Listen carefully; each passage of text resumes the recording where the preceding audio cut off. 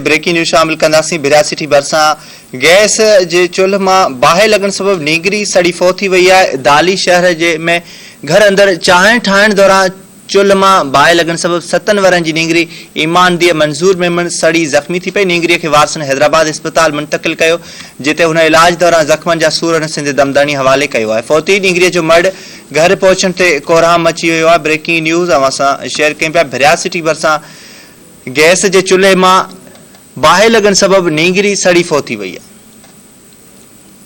दाली शहर में घर अंदरि चांहि ठाहिण दौरान चुल्ह मां बाहि लॻण सबबि 7 वरनि जी नींगरी ईमान दी मंज़ूर मेमन सड़ी ज़ख़्मी थी पई। नींगरीअ खे वारसनि हैदराबाद इस्पताल मुंतक़िल कयो, जिते हुन इलाज दौरान ज़ख़्मनि जा सूर नसंदे दमदानी हवाले कयो।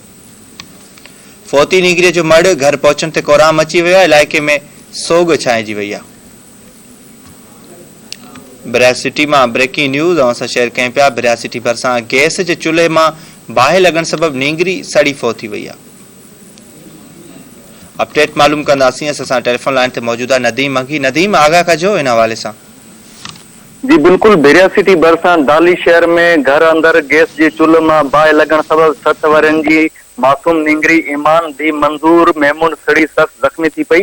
ज़ख़्मी नींगरीअ खे वारसनि पारां नाज़ुक हालत में हैदराबाद इस्पताल पहुचायो वियो, जिते इलाज दौरान हिन ज़ख़्मनि जा सूर न सहंदे दम धणी हवाले कयो। फौती नींगरीअ जो मर्द संदसि घर पहुचण ते कोहराम मची वियो आहे, जॾहिं त इलाइक़े में सोग जी लहर पिणु छायल आहे।